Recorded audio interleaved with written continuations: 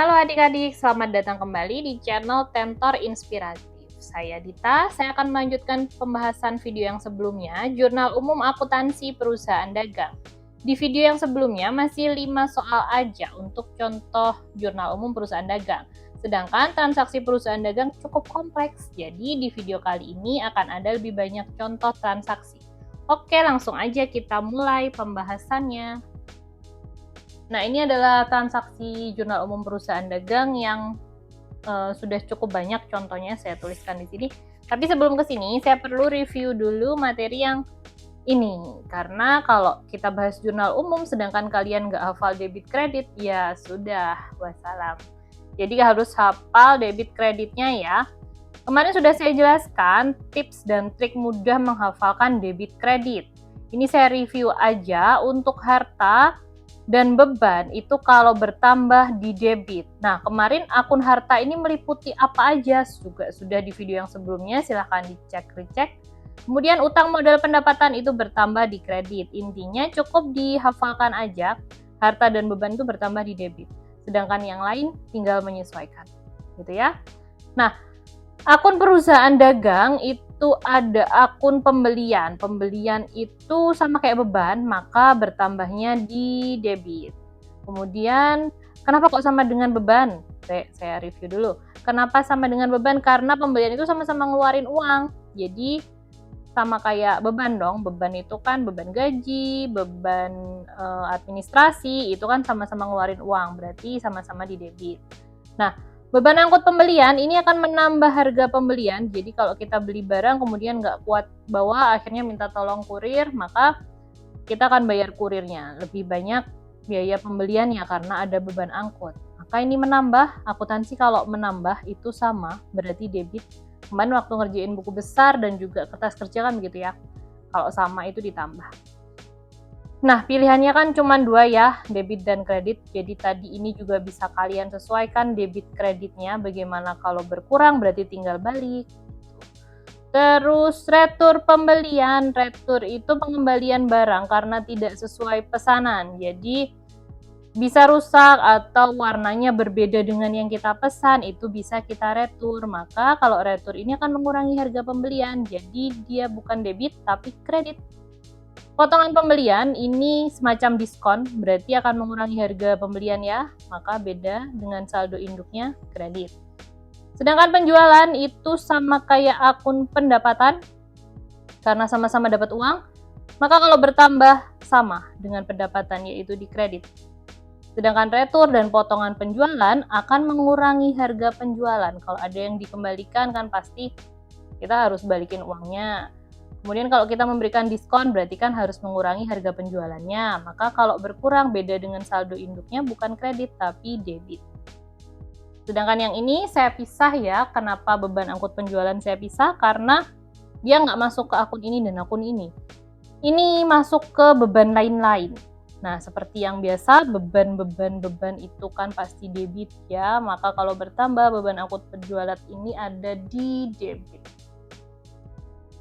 Nah, ini contoh transaksi perusahaan dagang. Di sini PD Sejahtera Jurnal Umum periode Januari 2023. Jadi tanggal 1 Januari 2023, Tuan Aldo membuka perusahaan PD Sejahtera bergerak di bidang jual beli sepatu. Jual beli itu kan transaksinya tidak merubah bentuknya.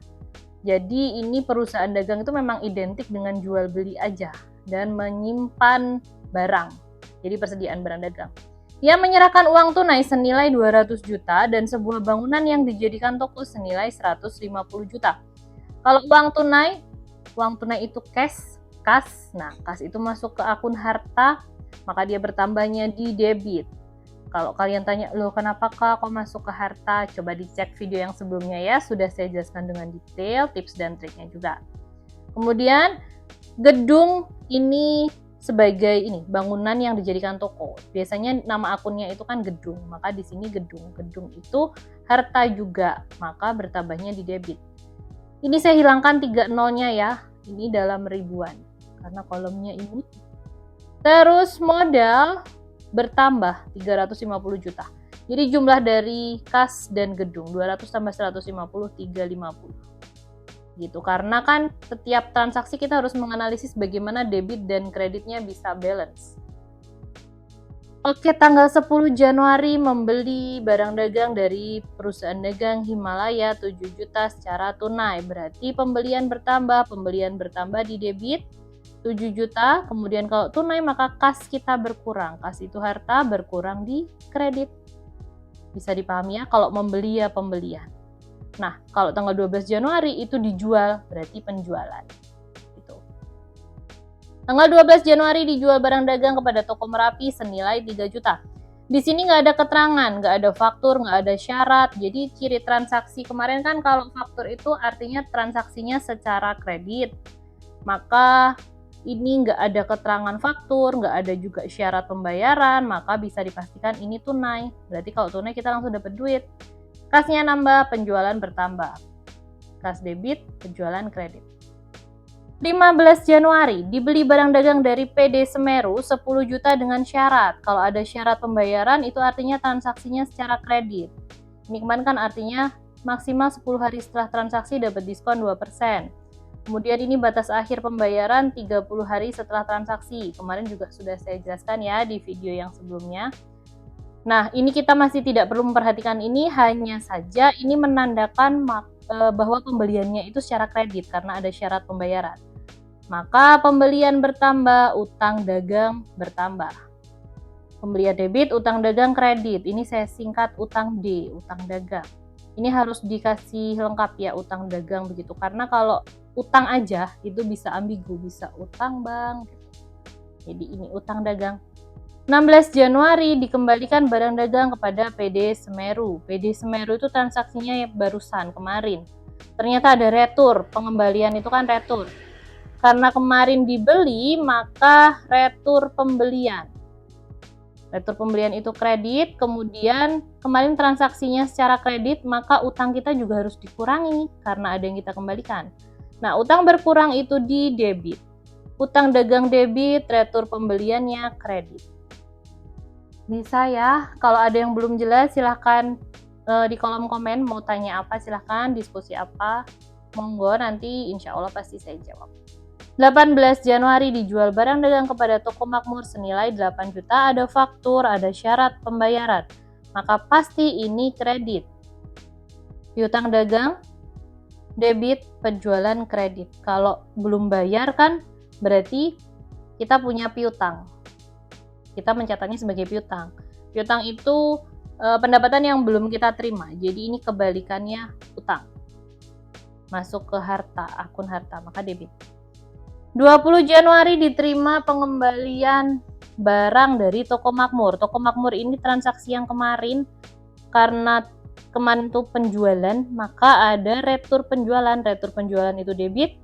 Kemudian kemarin itu kan ada piutang nih 8 juta, berarti kita juga harus mengurangi piutang ya. Kita kurangi 1 juta, piutang berkurang di kredit. Oke ya. 25. Dibayar utang kepada PD Semeru transaksi tanggal 15 Januari. 15 Januari bisa kita review ke sini. Ada 10 juta, kemudian ternyata ada retur 1 juta, maka sisa utang kita tinggal 9 juta. Apakah kita masih dapat diskon? Diperhatikan di sini. 10 hari setelah tanggal 15 berarti tanggal 25. Oke, masih dapat diskon 2%. 2% dari 9 juta itu 180.000 kurang 1 nolnya.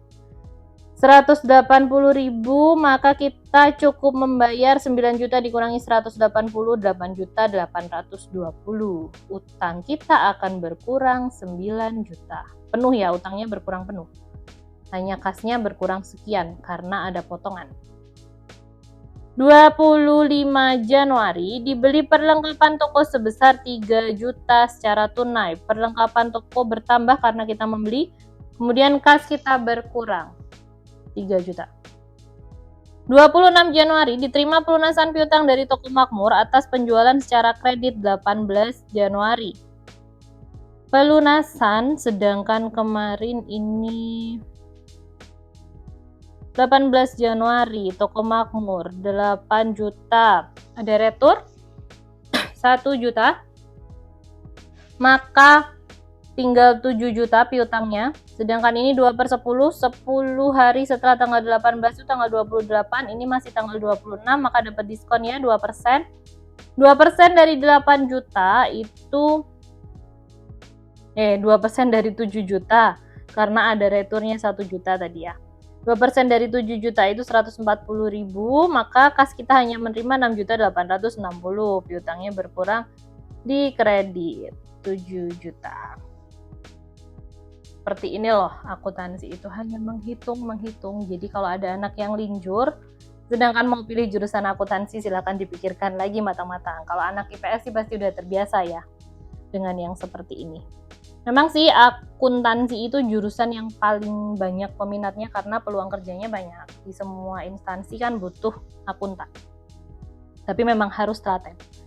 26 Januari dijual barang dagang senilai 15 juta dengan syarat pembayaran 3/10 N/30 dan beban pengangkutan barang ini adalah 1 juta dengan syarat penyerahan barang FOB free on board shipping point.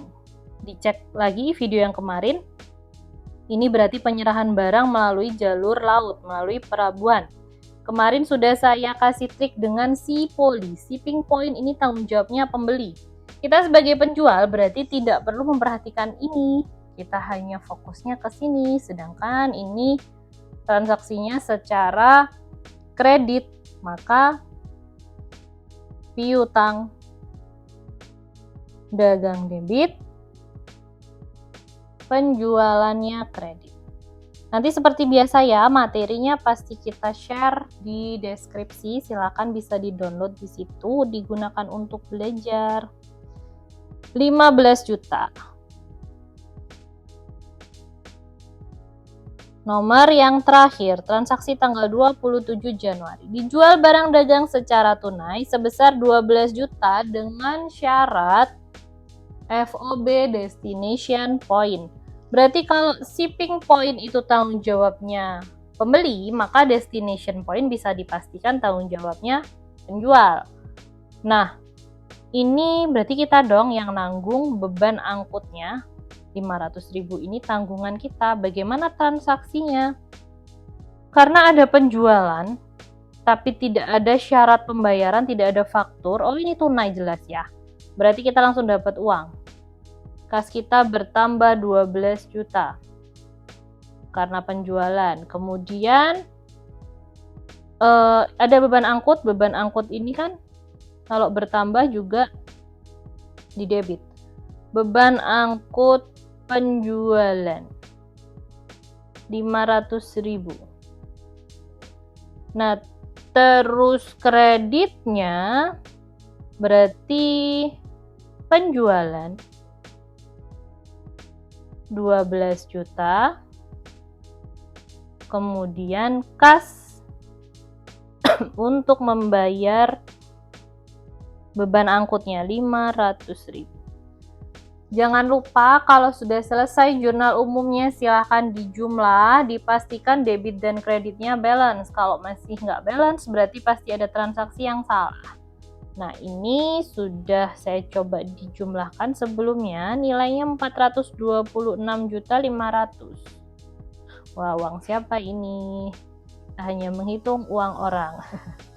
Gak apa-apa ya, memang begitu tugas akuntan.